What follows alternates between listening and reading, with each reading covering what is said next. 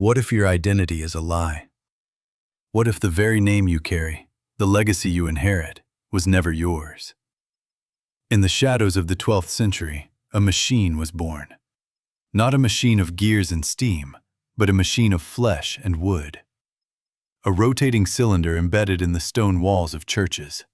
It was called the Wheel of the Exposed. For 600 years, across an entire continent, millions of infants were fed into these holes.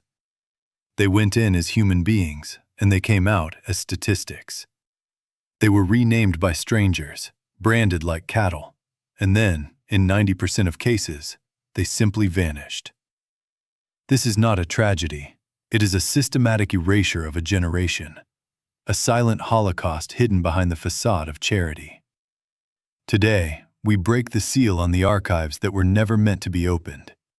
We are going back to the walls that swallowed 15,000 babies a year. The year is 1198. Pope Innocent III stands by the Tiber River in Rome.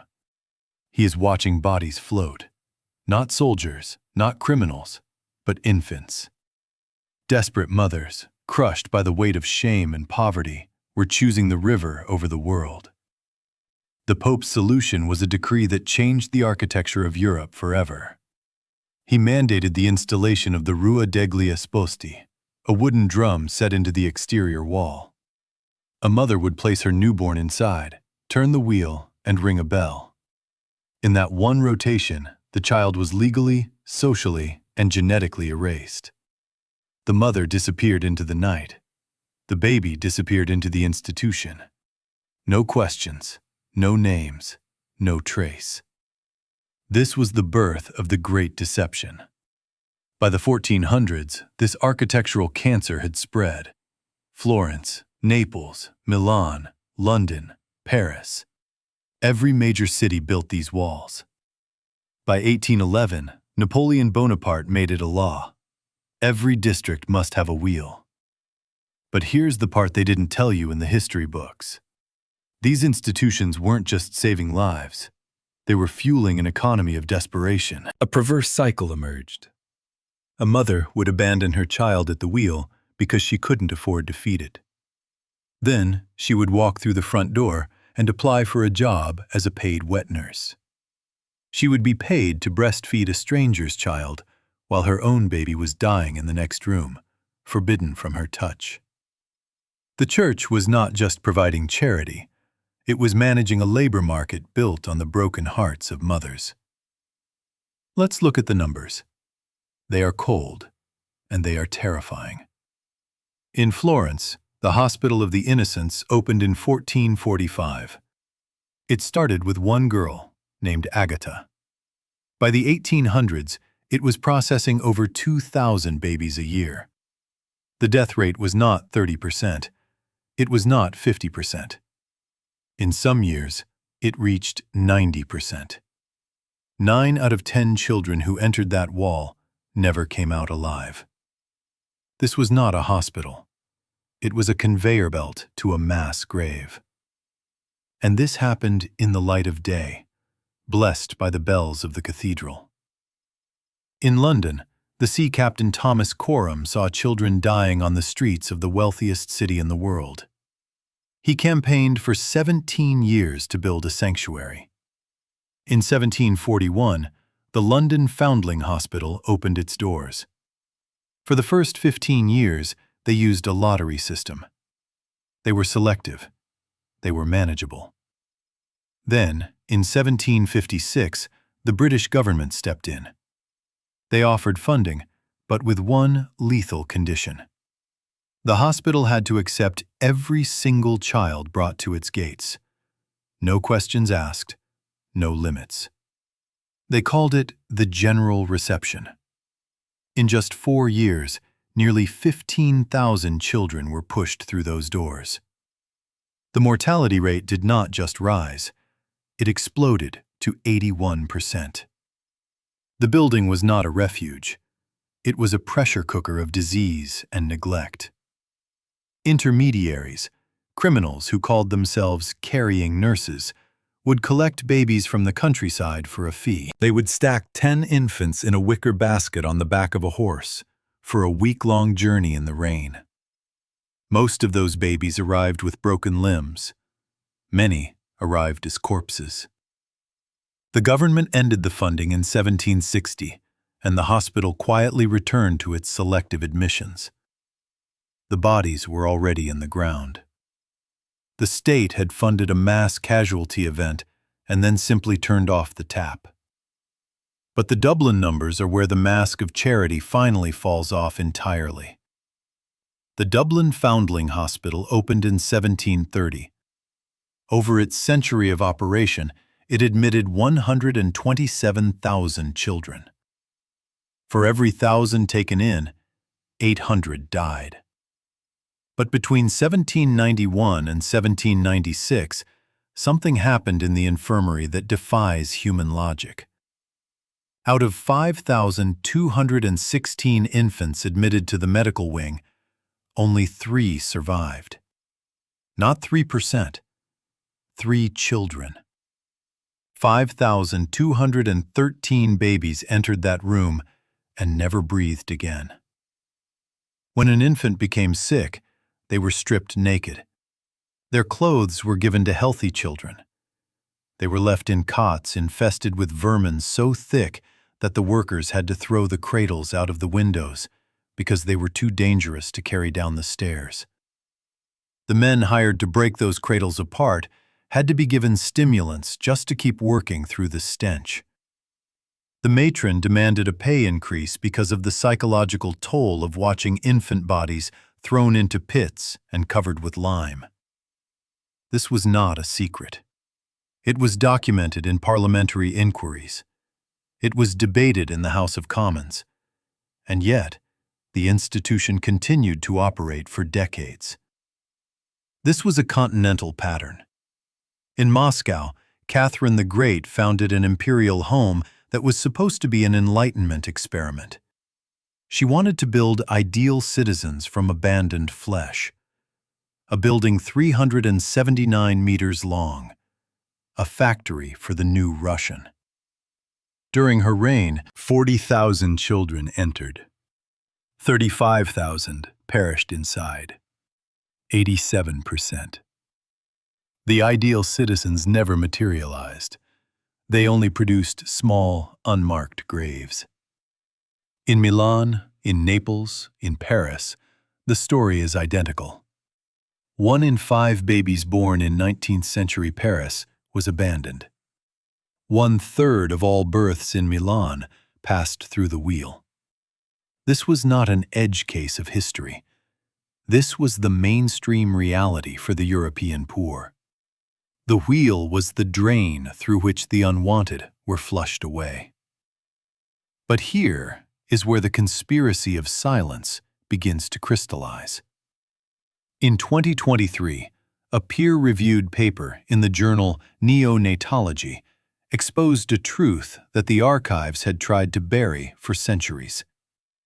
The foundling hospitals were not just failing, they were lying. They falsified their own death statistics.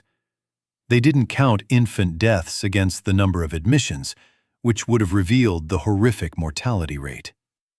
Instead, they counted them against the total number of children ever cared for in the history of the institution. They diluted the blood of the dead with the ghosts of the past. They adjusted the math because the reality was indefensible. This was not a local error. It was a pattern across Europe. A coordinated effort to measure failure and then hide the measurement from the public eye. They knew exactly what was happening inside those walls, and they chose to redact the truth. I need to tell you about the tokens. They are the part of this story that haunts the modern world. When a mother placed her baby in the wheel, she often left a small object, a coin cut in half, a coral bead, a scrap of fabric from her own dress. These were not gifts. They were identification tags, a desperate hope that one day, when her circumstances changed, she could bring the matching half of that coin and reclaim her child. In London, 400 of these tokens are on display, with thousands more in storage. In Florence, 13,000 objects survive. They are kept in 140 small wooden drawers. When you open those drawers, you aren't looking at artifacts. You are looking at the last physical evidence of a severed bond. One scrap of fabric has 2 words embroidered on it: cruel separation. That was the last message a mother left before turning the wheel and walking into the darkness. But the institution never gave those tokens to the children. They kept the evidence of love while erasing the identity it represented. The system preserved the memory of the mother only to ensure the child could never find her. And this is where the story touches your life. Because it does. Even if you have never been to Italy or Ireland. The evidence is embedded in the phone books of the modern world. If your last name is Esposito, it means exposed, left in the open. If it is trovato, it means found. Proietti comes from the Latin word for thrown away. Innocenti, named after the hospital that took them. These are among the most common surnames in Italy today. Every single one of them traces back to that wooden cylinder in the wall. Millions of people are walking around today with a brand on their identity. A name assigned by a clerk to a baby no one claimed. Genealogists call it a brick wall in a family tree. But it isn't a wall. It's a wheel. A rotating cylinder that stripped your ancestors of their history and gave them a label. Colombo is the second most common surname in Milan. Why? Because for 350 years, every single baby abandoned at the Milan hospital was given that name. Colombo, the dove, the symbol of the institution. 3 centuries of babies branded with a bird. When Italy finally began closing the wheels in the 1860s and 1870s, a remarkable truth emerged. An academic study published in 2025 found that the moment the wheels were sealed, infant abandonment plummeted by 55%. Death rates dropped by 10% across the board. The system was not solving a problem, it was creating one. The very mechanism designed to save children was the magnet that pulled them into a death trap. The architecture of charity was actually an architecture of disposal. The wheels didn't save lives, they authorized abandonment. They made it easy for the state and the church to process the unwanted and then quietly bury the evidence.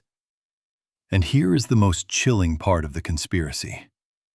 When the system finally collapsed, there was no reckoning. No one was prosecuted for the 5,000 dead infants in Dublin. No one stood trial for the 87% mortality rate in Moscow. The buildings were simply repurposed. The Florence wheel has a plaque on it now. It marks the date it closed, June 12, 1875. The last 2 children placed through that wall were given names that served as a final, arrogant message from the institution. The boy was named Ultimo Lasciati, the last to be left. The girl was named Laudata Chiusuri, praise the closure.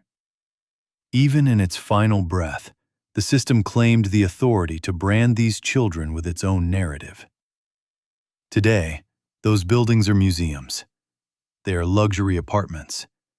They are government offices. You can walk past them and never know that the stone beneath your feet was once a conveyor belt for millions of erased lives.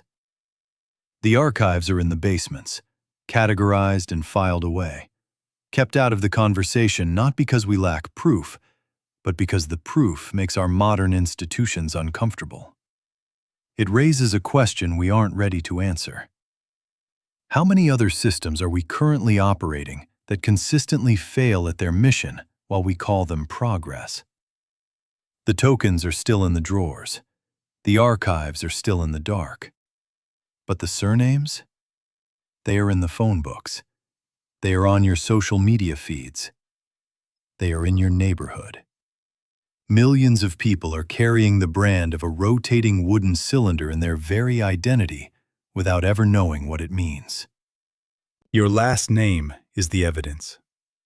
It is a scar passed down through 20 generations, outliving the buildings, outliving the wheels, and outliving the people who tried to hide the truth. So I ask you to look at your own family tree. Where does the line stop? Where do the records go silent? Because if you hit a wall, you might just find a wheel. And if you find that wheel, you find the moment your history was stolen. Check your surname. Search the origins of the names in your community. The truth isn't buried in the ground. It's written on your ID card.